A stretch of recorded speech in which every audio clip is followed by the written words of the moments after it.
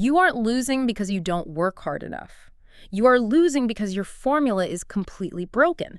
If you are trading finite time for heavily taxed money while capital owners multiply their net worth while sleeping, you are the casualty, not the competitor. You are running up a down escalator that is accelerating every single day. Exactly. Welcome to AI Market Mint. Turn AI into income.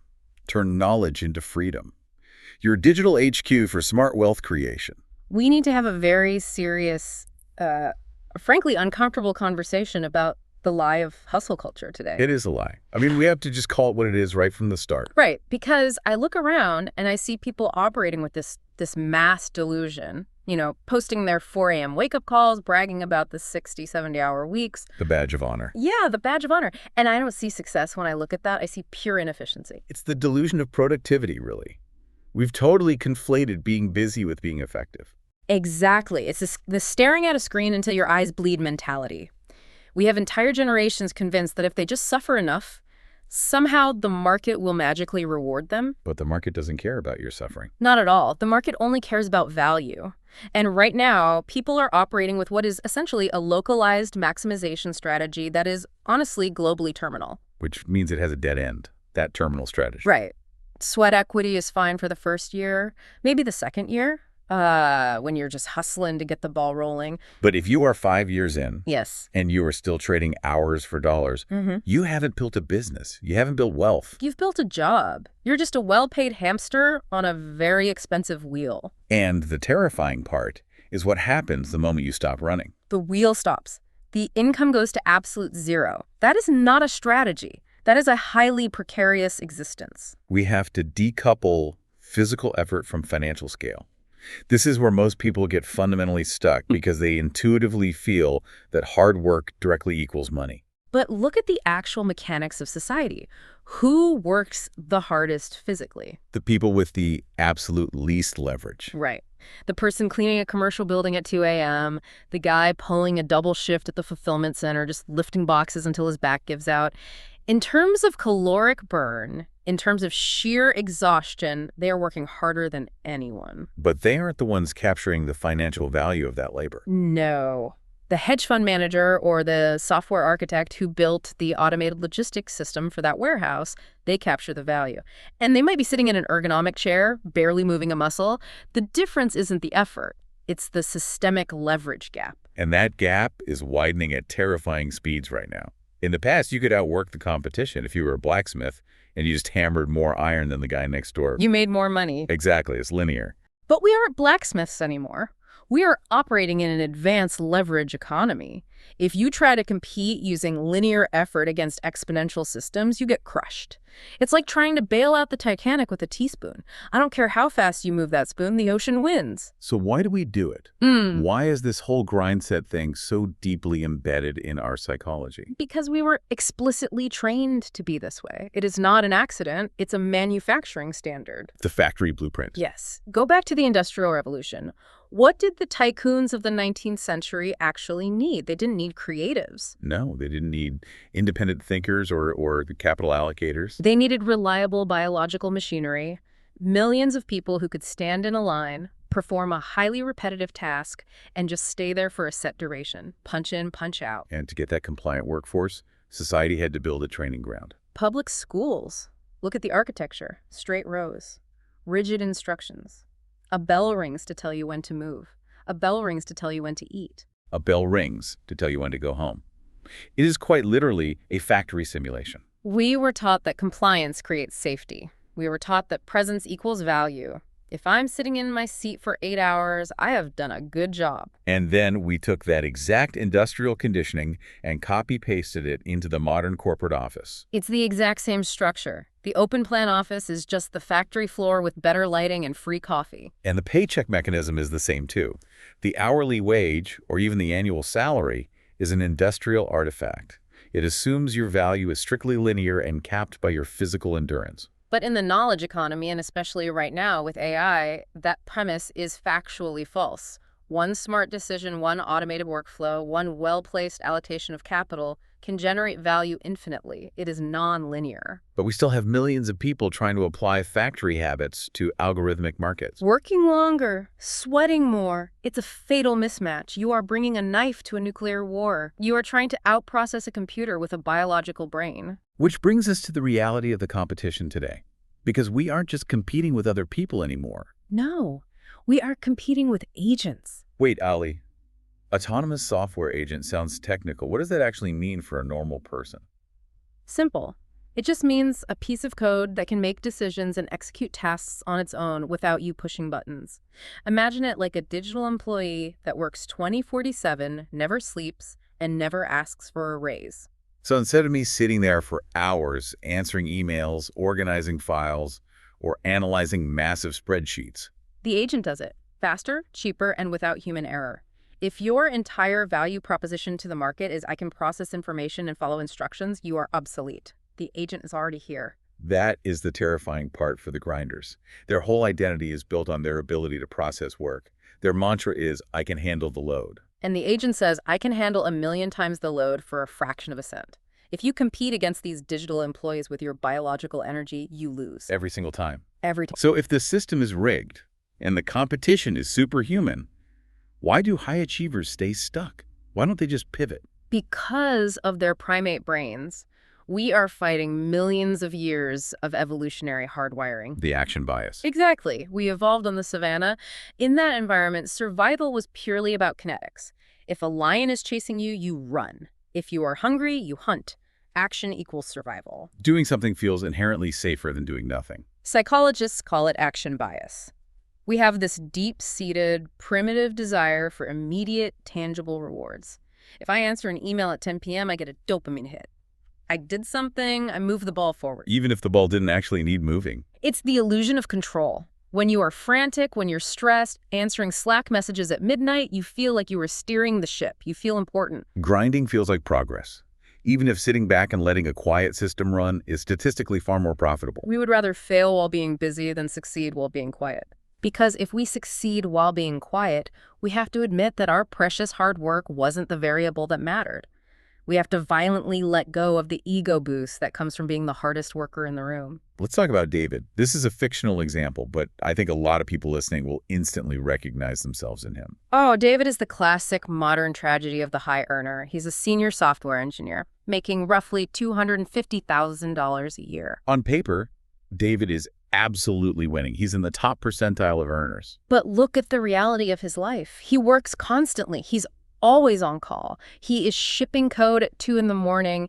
He is chronically exhausted. He thinks he is wealthy because his W-2 is high, but he is entirely trapped. It's lifestyle inflation, the high earner trap. He buys the big house in the suburbs with the massive mortgage. He leases the luxury cars. He sends the kids to the expensive private schools. His burn rate completely matches his massive income. So he literally needs that $250K just to stay afloat. He has zero optionality. If David stops typing, the income stops. If he gets sick, the income stops. If an agent replaces his specific coding function, The income stops. he has built zero leverage. He is just a highly paid, high-throughput component in someone else's machine. And then David makes the classic mistake that all high achievers make when they feel trapped. He decides he wants more money and more freedom. So what does he do? He leans right back into the more is better fallacy. He thinks, well, I'm good at coding, so I'll just start an agency. He tries to scale his own labor. But he doesn't actually build a system. He just builds himself a much harder job. Right.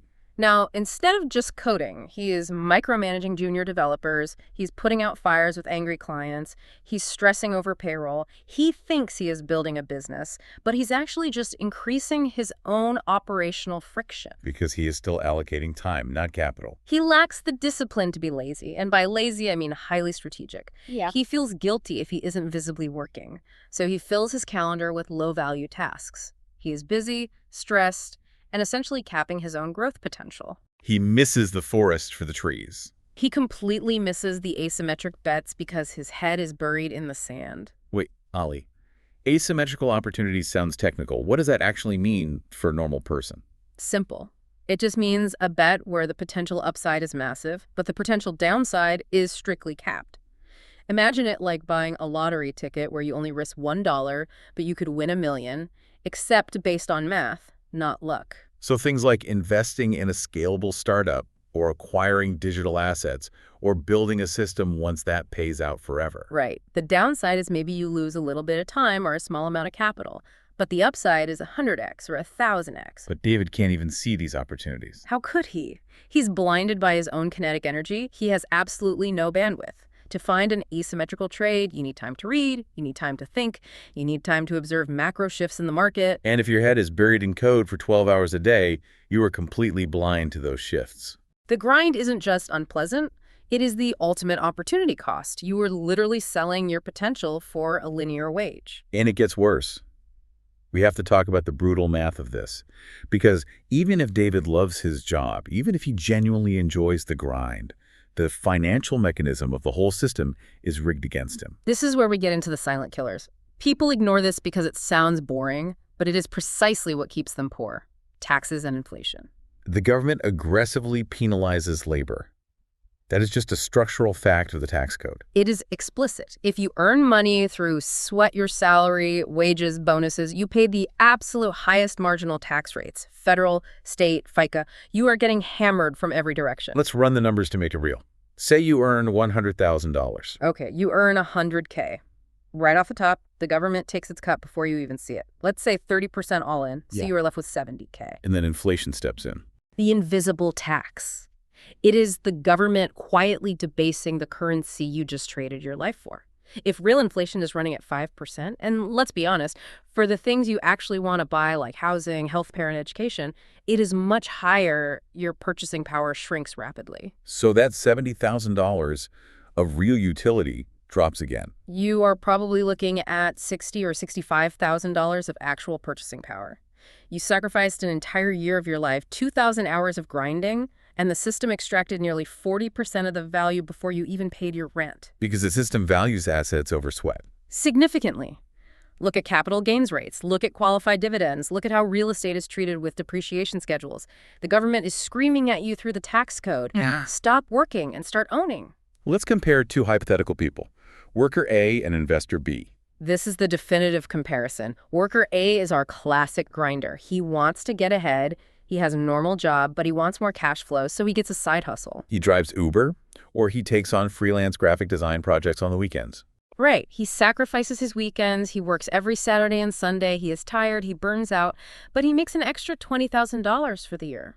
And to a lot of people, that sounds like a massive win. But look at the net result. That $20,000 is stacked right on top of his existing salary. It is taxed at his highest possible marginal rate. So the government takes half. He keeps maybe $10,000 or $12,000. For giving up 104 weekend days. He sold his freedom for absolute peanuts. His real hourly rate on that side hustle is abysmal. Now look at investor B. She refuses to grind. She is a pure capital allocator. She takes $50,000 of existing savings. Maybe she lived frugally to save it. Maybe she inherited it. Doesn't matter. She has capital. And she deploys it into a diversified portfolio yielding 8%. And what does she do with her weekends? Nothing. She goes to the beach, she sleeps 8 hours, she reads books, she learns about AI. And the money. That $50,000 generates $4,000 in year one. Now, worker A is going to look at that and say, I made $20,000, she only made $4,000. I am clearly winning. That is purely linear thinking. Investor B spent 0 hours to get that $4,000. Her hourly rate is technically infinite, and more importantly, she has triggered compounding. Next year, she earns yield on $54,000. And the year after that, even more. By year 10, that money has doubled. And she still hasn't lifted a single finger. Meanwhile, worker A is 10 years older, 10 years more exhausted, and his hourly rate is exactly the same. Investor B's yield is increasing automatically. Worker A is linear. Investor B is exponential. You cannot catch an exponential curve by running faster. It is mathematically impossible. This perfectly illustrates that core concept we always come back to. Yield on energy. It is the single most important metric that almost nobody tracks. Wait, Ollie, yield on energy sounds technical. What does that actually mean for a normal person? Simple. It just means measuring how much ongoing money you get from a one-time burst of effort. Imagine it like planting an apple tree once versus having to buy apples at the store every single week. Worker A is going to the store every single week. Buying apples, trading his finite time for food. If he stops walking to the store, he starves. But investor B planted the orchard. She did the work once, she dug the hole, she planted the seed, but now that tree produces fruit every single season, whether she is standing there looking at it or not. So the brutal question listeners need to ask themselves right now is the work I am doing today planting a tree, or am I just buying apples? Exactly. Because what most people do is they take their stored labor, their bonuses, their hard-earned savings, and they just set it on fire. They buy a luxury car. They buy a boat, they buy massive depreciating liabilities. They literally chop down their own apple tree to use it as firewood. It is financial suicide. You have to aggressively allocate your capital to assets that produce cash flow. You have to build the orchard because the winter is coming. And that is the perfect segue to the future. We've talked about the past, we've talked about the trap of the present, but looking forward, the stakes are getting unimaginably high. We are standing at a major fork in the road. The next 10 years are going to be absolutely brutal for the unprepared. Let's map out the 10-year projection. Path 1 versus Path 2. Path 1 is the Grindset path. Yeah. You ignore everything we are saying today. You keep your head down. You keep working incredibly hard at your mid-level cognitive job. What happens to that person? Your technical skills get entirely commoditized. We are already seeing it happen in real time. AI can write marketing copy. AI can write functional code. AI can analyze complex legal documents. So the market value of saying I can do the thing drops to essentially zero. Cognitive tasks will be executed by multimodal models for fractions of a cent. If you are competing strictly on doing the thing, you are in a vicious race to the bottom. Your income stagnates. Your stress peaks because you are trying to outperform a supercomputer that doesn't need to sleep. It's economic obsolescence. You become a legacy cost to your employer. Companies will look at you and say, why am I paying this human $100,000 a year with benefits when an API key costs me $100 a month? You will be purged from the system. That is incredibly bleak. So give us Path 2. Path 2 is the owner path, the anti-grind. You spend the next 10 years frantically acquiring productive assets. You build leverage. You buy stocks. You buy real estate. You build automated businesses. You permanently decouple your income from your labor. You transition into becoming the owner of the system. So when AI takes over all those cognitive jobs, You don't care. In fact, you cheer. Because if AI makes companies drastically more efficient, their profit margins go up. If profits go up, dividends go up, stock prices go up. you move from being the victim of automation to the direct beneficiary of automation. You own the robots. You don't compete with them. That is the only safe place to be in this economy. It is about achieving ultimate optionality. Waking up every day knowing your literal survival doesn't depend on your physical presence at a desk. The middle ground is disappearing rapidly, Lily. That comfortable middle-class existence where you could just have a good job, work hard, and eventually retire. It's gone. You either own the systems or you are consumed by them. So how do we actually do it? We have sufficiently scared everyone. We've shown them the brutal math. What is the strategic solution to get out of the trap? It has to start with a fundamental mindset shift. You have to completely audit your daily operations and stop identifying as a worker. I don't care if you have a boss. I don't care if you clock in right now.